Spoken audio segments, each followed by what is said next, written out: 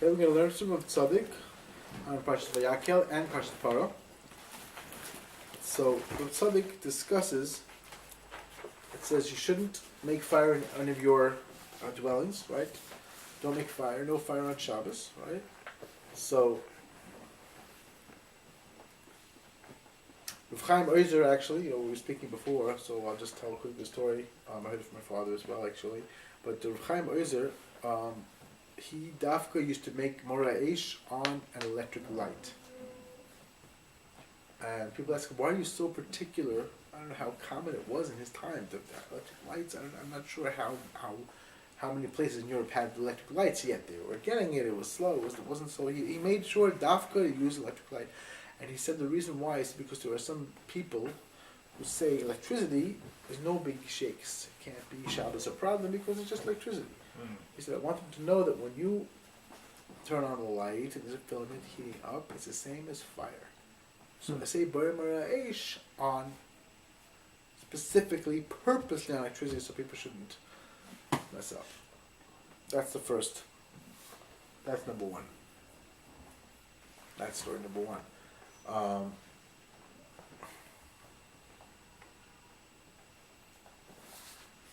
There's another beautiful story. It's also about there's a person who was apparently they saw this guy. He was in an old city and he was making fire on Shabbos. So Rabbi Yosef Chaim Sonnenfeld burst into his house and he said, "I heard you make fire here on Shabbos." He was like, "Is this normal ministry? Is this derech eretz? You walk right in my house. You don't even knock." So Sonnenfeld looked at him and he said, "I don't understand. You ever heard a house with a conflagration, there's a blaze, it's burning down, and the guy knocks and waits for polite permission to enter?" He said, if this place is burning down, you walk in and you save people. You don't just leave it. Knock. That's not how you do it. So you have to think Shabbos is very, very chashuv. It's not, people don't understand what Shabbos is about, what Shabbos is. So one of the things that Shabbos is this bechin of eish. Eish, why is it mentioning eish? So the Gemara that it mentions eish because to teach you that you're obligated on each malacha separately. If there are not malachas, any of these malachas that you do, you're obligated on. Okay, it's very nice. Why specifically eish? So in other words, why eish? It could have said borer. Could have said don't plow. Don't. It could have said lots of things. 39 malachas which you learn from Mishkan, but dafka eish is specified. Why is the eish specified? So one reason, one madama says because to teach each one of these malachas, you're obligated in on its own. He says, if somebody says for that, what's going on? Why eish? Why specifically fire? Why not something else? So he says something very interesting. He says you have to know that fire includes and encompasses all kinds of different fires. That's why. So these fires are kina, taiva, covered. Kina, taiva, covered. That's what these fires represent. So interestingly, as I was looking through Tzaddok, this is one mahalacha he says, he goes through it, he explains, like that's the bechin of fire on Shabbos Kodesh, you get out of these problems, you don't have these problems. If you're zochah to connect to the Or of Shabbos, you're slowly but surely getting rid of these bechinas, these of the connect time and covered. You don't bring in these ish, the bechin of what this ish is. You learn how to get rid of it. We don't want to have this kind of ish on Shabbos. And in general, these things are negative, they're not good, they're not positive. Sometimes, again, like we speak a lot about, right, we know you have to have there's got to be a representation of the Yitzhahara in your avoda. Your avoda has to also have Yitzhahara. You have to also use your drive to serve Hashem, or you're not going to do anything at all.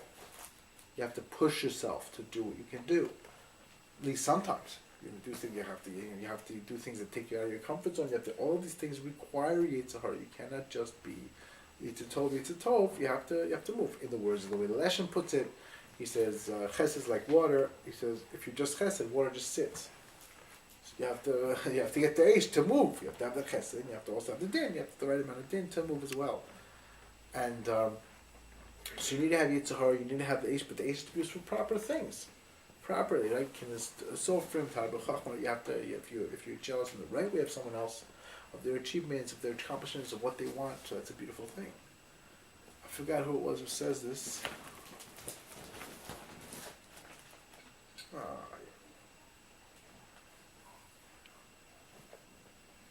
Yeah, Oni Shabbos says this. think Shabbos says it or brings it from someone, I don't remember. When Shabbos explains, he says that you should know that you have to learn to emulate your friend. It's beautiful, he says. He of course, like every Mishnah in Shabbos, he goes into, Alpi the Pneumius. So what he says there is you can borrow from someone on Shabbos, right? You can borrow from someone on Shabbos, but you can't say a lashon of halva. You can't say a lashon of that's going to imply it's going to be for a long term. Because that implies that's a different kind of implication. That's not a good implication. What's lashon halva? I think it's a lashon. You're allowed to borrow, but you're not supposed to use a lashon of halva, a lashon language that implies some kind of more long term. It's not proper. You should have a separation. Parshas, it has to be not exactly the same. You have to have some kind of a way to determine Shabbos. I don't want to involve myself in any kind of business type of thing. That's the idea, I guess, if I remember right. So he says, a Piavoda, he says, you have to learn how to borrow from your friends. Good Nakuda. But you're lashon halva is also it's not long term. He said, you have to work on your Nakuda, not your friend's Nakuda. You have to make sure your friend's Nakuda is his Nakuda. I have to work primarily on my Nakuda.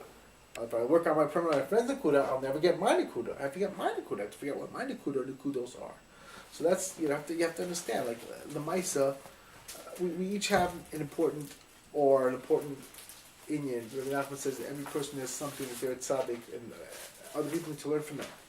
So if you have more things, it's more complicated, less complicated. The Maisa, we all have so many different things, so many different kochos that we have to give and we have to share. So in order to bring out my kochos, I have to use kina, taiva, and kavod, the good type, the right kind of kina, the right type of type, the right type of kavod, right, the right type, not the wrong type, the proper type. You can't, Kivak says you can't. He says if you don't, there's one thing you do this. You refrain from this for 2 weeks. You're chayav misa and you die. Your mamish die and there's nobody around it. He says you don't eat. You have to eat. There's a bechin of taiva. You have to deal with taiva. You can't live without taiva. You have to eat. You have to sleep. You have to do different things. You have to do. There's nothing so someone during intensely in the morning after davening. It was a long time late, and today people they eat maybe a big feast the night before. If you have pizza the night before, okay, you're allowed to davening. You're not hungry anyway. I know people that they don't breakfast till 1 in the afternoon because they're not hungry. They eat so much the night before. Can't eat anything. How are you going to eat anything? You can't eat anything. I'm stuffed already. I'm still stuffed. So in those times, people didn't have such a surplus of food, and they ate the minimal. So by the morning, you're hot. You're hungry. Even if you ate a decent amount, you were hungry in the morning. So you could tell the guy was hungry. So Vesa said, "No, what are you doing? Go eat breakfast. Taiva zachila. You have to eat. So you have to have taiva, and you have to have the right type of taiva. But you have to be careful to purify it from the wrong type of taiva. Right? You have to have kina. You're mekana. It's a kina sof in type of chacham. You see where your friend went to, and you emulate them, and they're putting their effort in their nakuda. I have to put mine for my nakuda. That's bechina of the kina and the kas. There's bechina of kas. It's one kina kas or one bechina. This anger, which means like this, understand, really, you feel you pushed yourself. You have to say, I have the ability to achieve so much, and if I lose that, chabal, it's a loss. It's not going to come back. I'm here for a reason. I have to do my best right now. I take what's in my hands and do what I need to do, and not let the Yitzhahara drag me around. And again, that comes down to using the Yitzhahara, channeling Yitzhahara properly, not misusing it, using it. Understanding, pushing it, doing what you need to do, and understanding, the goof just wants to do nothing. You have to move it, to do. We have to make things happen. So you have to use all these things. Covered also. Covered a person like Dalton says, if you don't want covered, if you feel totally disrespected by the whole world and you don't feel like there's any importance to yourself, he said you want to die, you don't want to live. You lose your desire to live. You have to know that you have some kind of respect, some kind of self-respect. You have to have something. You can't do without anything. So it's very unhealthy. It's very unhealthy for a person. So you need to have covet, a certain amount of covet, a certain amount of self-respect, you have to have that, but you have to know how much and what, and all of these things have to be worked out, and it has to be channeled properly. Not the wrong type of covet. Like Gary Nachman says, the biggest, the poorest person in the world is someone who needs covet. If you need honor, you are the most destitute person ever. Why? Because if you want honor, if I want honor, so I'm worse off than the guy collecting money for his needs or for what he wants even. Because let's say the guy goes through the shtibla, right? He goes collecting money, he goes collecting here in the yeshivas, wherever he goes. He's got 12 hours collected, let's say. Wow, that's a long time, right? But at a certain point, he's done collecting. From Vasikin, right? From 6 in the morning, guys out there, going, 6, 5 in the morning even. 5 in the morning till 5 in the afternoon, right? 5, 6 in the afternoon. He's done. He put in his big day, let's say he made a lot of money, I don't know, whatever. But when he's done, he's done. He doesn't go home and say, honey, can I have 5 shekels? What he does, because he's bringing the money home, hopefully, right? He's not going to go to his neighbor and say, "Oh, can I have 5 shekels?" It's like, okay, he collects money, but he doesn't bring it home. You have to bring it home. You have to, at 2 in the morning, he's not going to see someone and say, "Can I have 5 shekels?" It's not going to happen. It's 2 in the morning. I'm not working now. I'm up now. Whatever. Making a walk. I'm not begging people money every second of your life. He begs. That's what he's a beggar. He said, when you want honor, he said, you are a beggar 24/7. Whenever you're awake. 2 in the morning, yes, you didn't treat me properly, and that's not right. This one didn't treat me properly, that one didn't. He's not treating me properly. This is Rabbi Nachman. He says, there's no poorer person than someone who needs covenant. He says, because he's the most destitute person. He's 24/7. He's always on duty. Whenever he's awake, it's not only 24/7, 24/7 in the sense of, whenever you're awake, you need that covenant. Give me please, I need that covenant. Please give it to me. So that's very bad. On the other hand, you have to have proper covenant. You have to have the proper type of covenant. You have to be, right, there's an Indian of there's a kvedus even, a certain heaviness even. You have to understand. You have a decorum, all these different types of things you have to understand. There's an important thing. You can't be always light. There's some things that are serious things. You have to have the proper way to relate to them and understand. Like Torah is important, this things is important, this is important. It's all important. So it's a balance. You have these 3 things. So Baruch Hashem, this particular, that's one thing he says. That's the Bechina Lois Varis B'chol Moshe Seder B'Yom Shabbos. Like you don't put fire. He said dafka fire because this Shabbos is nullifying these fires and channeling them properly. And he says something very, very fascinating, which I was very happy to see. I didn't see him refer to it here. I don't think he does, but he actually talks about it also in Parshas Parah, the same concept. He says it's very interesting. The Rebbe? No, the Rav Tzaddok. Tzaddok brings us Lois Varis B'chol Moshe Seder. And then Tzaddok brings this about, in Parshas Parah, he says you should know that the 4 Lishonos of Geula represent the 4, right, the Arba parshios, the 4 weeks that we lay in the Parshas. Very, very fascinating, very interesting, right? V'otzeitzi, v'itzalti, v'galti, v'lekachti, right? Those are the 4 in the order, I believe. V'otzeitzi, v'itzalti, v'galti, v'lekachti, right? So he says that you have like this. He says you have Shabbos Shkolim corresponds to Vehutzeisi, right? Leaving. And again, this idea of leaving, you have to leave the Vayakhel of Mitzrayim, and at that point it's Kina. Why is Shabbos Shkolim Kina and Kas? It's because the Shkolim atone for the Shkolim that the brothers took when they sold Yosef at Tzaddok. He said, so shkolim and shkolim, that's why, of course, Haman was trying to use shkolim to mess us up. And we gave shkolim to atone for this problem. So, echshaloyeh, it represents this idea of the inappropriate jealousy of the brothers for Yosef. Even though the reason why they were jealous and it was inappropriate was because Joseph was out of their league. As Samarov said, or Nachman says, the Nassim, that the Yosef side were just way out of there. They didn't chop him. He was so holy and so high. They didn't understand him at all. They thought they didn't get him. They didn't understand. So they sold him. It was totally inappropriate. It was totally wrong. They didn't understand. Their father honored him more because he was special. That's why. He was very unusual. So that's the first thing. And that's the first parsha. Then we have Zochor. So Zochor corresponds to the Bechina of Taiva. And that's how we'll say to be Tzalti. Right?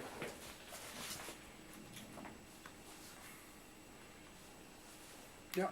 So then you have the Bechina of the right.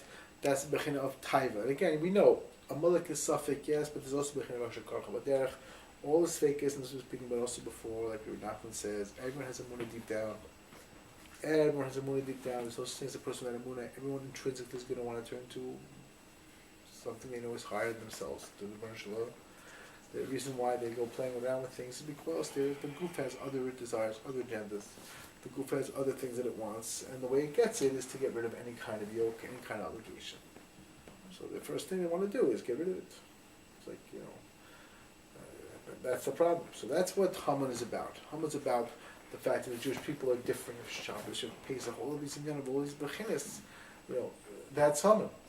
That we're trying to deal with the taivas, uplift the taivas, and he's like, no, you can't, you're not, because his mahalach is very much taiva. That's why Amalek was so upset by Jewish people, because they were into this bechina of taiva. They do what you want. Do whatever the guf says. Why shouldn't you do it? That was their mahalach. So that's bechina of Parshas Zachem. Then we have para. It says para corresponds to covet, because para atoned for tumas mace, atoned for virtual purity from death, and that's also the most kaved thing you can deal with. Honor and death is very important, and so it's bechin of kavod, and knowing how to deal with that.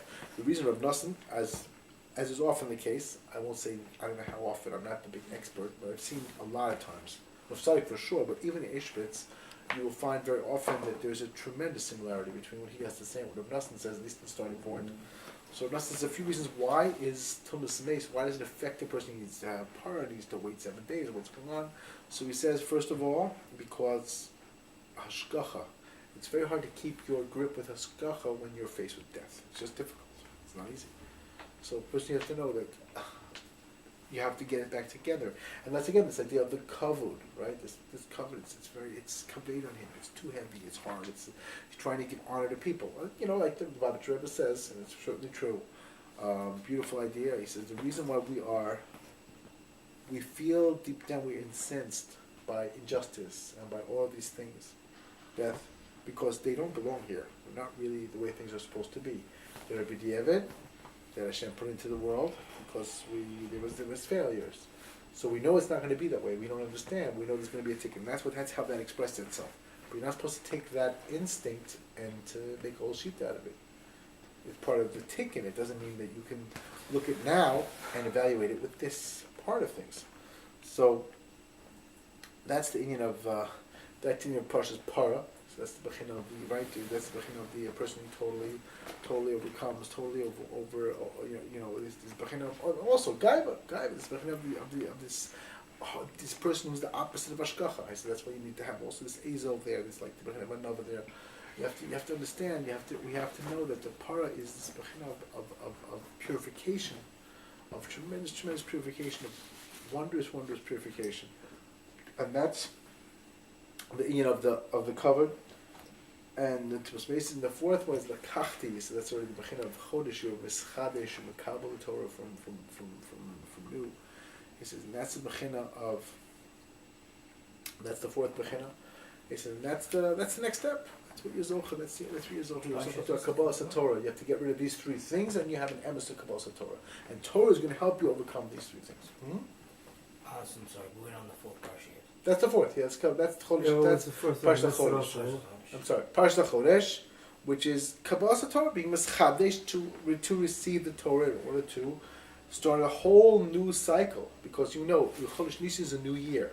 So as we're leaving the old year, we're going to be Kabbalah Torah. We're going to take on everything new, to be able to have a new year, to be able to have a new Pesach, all the good things. And we know the more we deal with these 3 bechinas and channel them properly, Tzaddok and covered, the more we're going to be able to really accept and understand the Torah. That's more or less some of what he says there. How does this connect to Parshas Para? No. To our Parsha? No, when it says because each of them is another one of these bechinas. Mm-hmm. Each of them is another one of these bechinas. And again, because this is all leading up to leaving Mitzrayim. We need to leave Mitzrayim. So yeah, Nassim is very clear, the Chassidish is very clear. Leaving Mitzrayim means you and I are going to leave our negative behaviors. That's a lot of what leaving Mitzrayim is today. We're going to get out of our negative behaviors. So how do we do that? We have to deal with purify a little more of these 4 bechinas, right? Kina, taiva, kavod, mechadesh, to take on the Torah fresh.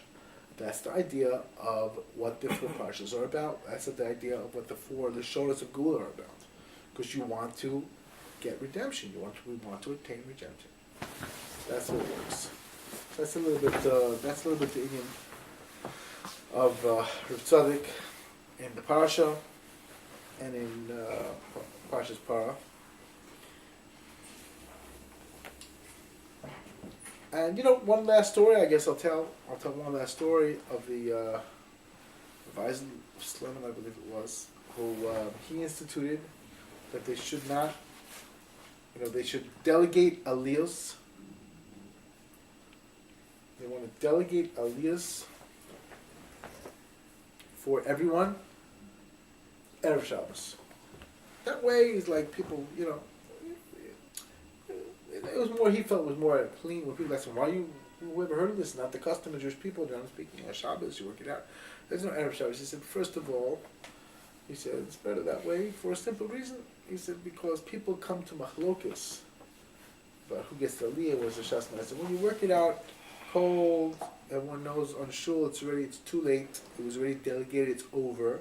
So you won't have machlokas. We know it says in the pasuk, we shouldn't let there be a fire on Shabbos and on our homes. He said that means also fire machlokas. So machlokas. The machlokas, of course, all these three mechanisms, kinna, taiva, covered. That's what machlokas is. Machlokas is a result of these three inyanim. One or all or some of these inyanim. Either it's taiva, or it's covered, or it's kinna, or it's all three. That's going to bring to machlokas. And Rosh Zonnefeld famously said, Mashiach's going to come. He's going to bring a very big checkbook. He said, that's the big problem. There's no sense in anymore. It's all money. So you make these big checks, and everyone's going to be happy. So we know Mashiach's apparently going to have some ability to get funding, hischadshus, whatever it is. And it's not a simple thing. Not a simple thing. Hashem shall be zocher, no machlokas, overcome kinyan time and covered. Take on the Torah hachodesh, which is, this week is going to be covered in them, but they will take on the Torah hachodesh in order to bring in hachodesh Nisan and the entire inyan, the entire beautiful inyan of Yetzias Mitzrayim. Amen. Yeah.